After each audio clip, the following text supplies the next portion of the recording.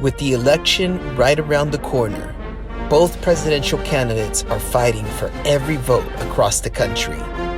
But how does a president actually get elected?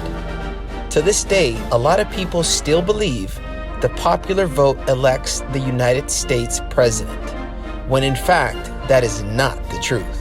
The winner of the Electoral College becomes President of the United States. In this video, we will explain the history of the Electoral College, how it works, and how it works in getting the next president of the United States elected. The Electoral College and its history, next. Welcome to History Everywhere. I'm your host, William H. Story, and today we're diving into a topic that comes up every 4 years in the U.S., but still leaves many people puzzled: the Electoral College. We'll explore its origins, how it functions, and why it's so crucial in presidential elections. Let's start at the beginning. The origins of the Electoral College. The Electoral College was established in 1787 during the Constitutional Convention, the same event where the U.S. Constitution was written. The founders debated how to elect a president. Should it be by popular vote, a congressional choice, or something else entirely? They finally settled on a unique compromise: the Electoral College. The main reason? The founders were wary of direct democracy, fearing that popular voting would lead to mob rule. They wanted a system that balanced the power of larger states with that of smaller ones, ensuring no single state or group could dominate the outcome.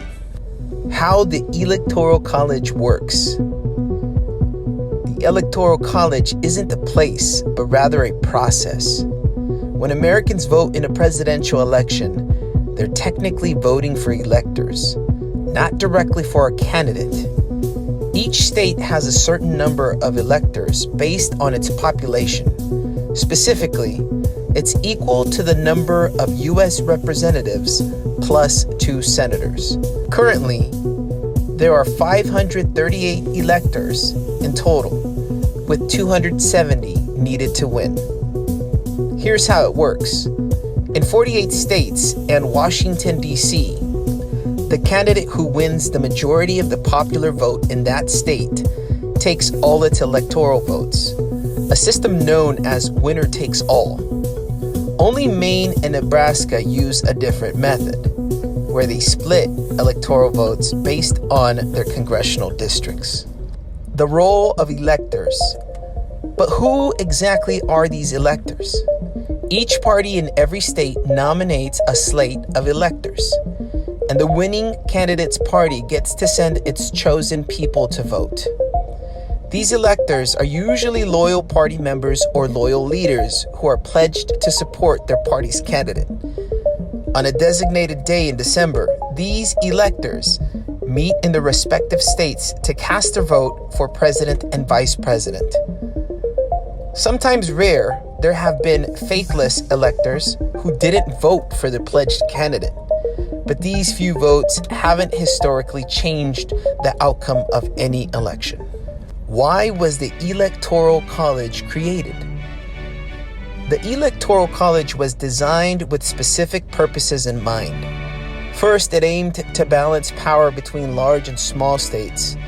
Without the Electoral College, candidates might focus on a populous area, potentially neglecting the interest of smaller states. Second, it was meant to act as a buffer, allowing knowledgeable electors to make the final decision if the public was seen as misinformed or if a candidate was being viewed as dangerous. Although today electors mostly follow the popular vote, this safety check was part of the founders' original intent. Changes over time. The Electoral College has evolved since it was first established. Initially, electors had more autonomy, but political parties soon began to influence their votes. By the 1800 election, the U.S. had developed a two-party system, and electors began voting in line with their party's nominee. The 12th Amendment in 1804 also made a crucial change. Before this amendment, electors cast 2 votes for president, with the candidate in second place becoming vice president. After the bitter election of 1800, it was decided that electors would cast separate votes for president and vice president to avoid confusion and conflicts. Criticisms and controversies. The Electoral College has long been controversial. One common criticism is that a candidate can win the presidency without winning the actual popular vote. This has happened 5 times in history, most recently in 2000 with George Bush, in 2016 with Donald Trump. Many argue that this system doesn't reflect the will of the people.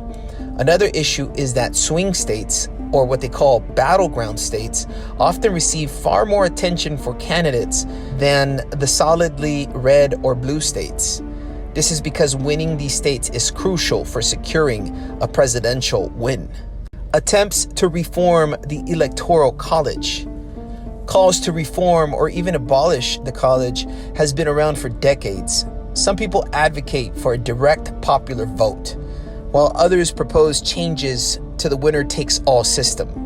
However, changing this system would require a constitutional amendment, a challenging process that needs approval from 2/3 of Congress and 3/4 of the states. The Electoral College today and its impact. In modern elections, the Electoral College continues to play a powerful role. It shapes campaign strategies as candidates focus on winning key states to secure the needed 270 votes. Some argue it encourages coalition building across different regions, while others say it distorts actual democracy. Whether you view it as essential or outdated, the Electoral College remains a cornerstone of U.S. presidential elections. Understanding its structure helps explain why the path to the White House often looks the way it does, with all its twists, turns, and close calls. Thank you for joining us on History Everywhere. The Electoral College has shaped American presidential elections for over 2 centuries, influencing how campaigns are run and how presidents are elected. If you like this video, please subscribe, please like the video, and tune in for more history deep dives that make sense of the past and its impact on today. Until next time, thank you for tuning in.